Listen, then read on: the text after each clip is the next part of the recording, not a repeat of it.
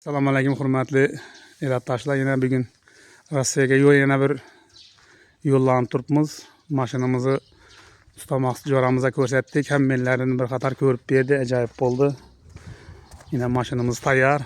Xudo xolasa shu yo'lni ko'rib, yo'lning ichiga ekan ahvolini ko'raman deytirganlar bo'ladi. Baribir Rossiyaga chiqartirganlar tayyorlanib turibdilar. Hammasi tamojnichik, yo'llarnichik hammasini ko'raman deytirganlar bo'lsa, shu podpisatsiya bosib, like bosib qo'ysangizlar ko'rib boraverasizlar. Xudo xolasa bir chetda yo'llar chiqarib boraveraman. Ya'ni shu mashinamizda yo'lga chiqartiramiz. Lacetti 1.8. Bemalol ko'rib, qiziqqanlar bo'lsa, like bosib boraverasizlar. Xudo xolasa yo'llarni ko'rsatib boramiz bir chetdan. Men hozir joramning yoniga keldim. Shu texdan bir qator hammalarni texib ko'rib berdi. Ajoyib. Shunga bir ustamizdan bir qator partiya olib ketamiz. Usta maqsad hormi? Usta maqsad Var. ishlar yaxshimi? Şükür olmasa istemez yana. Shukr, rahmat. Yine şu qo'llaringda aytib ko'rmasin, malades. Bu to'xtamaydi bu ustamiz. Yine shunday remont etadi.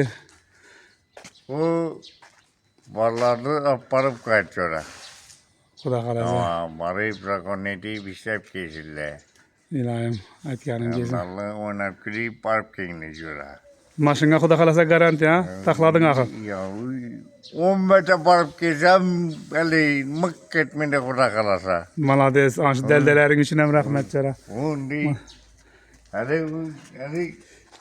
Largus pargus diyenlerin meğer bu Lacetti bu 8 bu tiço. Malades. Bu Spartin numarası bu. Malades. Yine jo'ramiz duoy patet turtdi.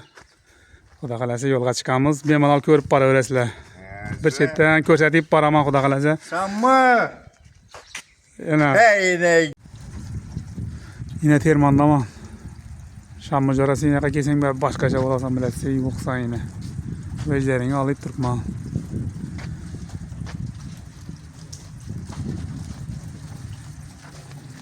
Ne olib turibman vejlaringni hozir. Yine men bajoram bilan Mosbek joram, yine Cho'pon joram ikkisi uzatib beryaptilar.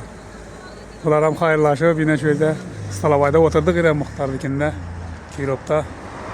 Shu yerda o'tirib, mashinamiz tayyor, yine xudo xolasa ketib qo'yatirmiz. Siz do'stim yaxshi.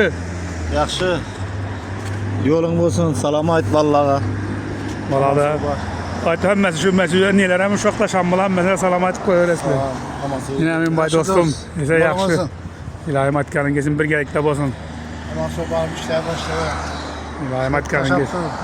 Bo'ldi, xudo xolasa ko'rib boraverasizlar. Ishlaganlarni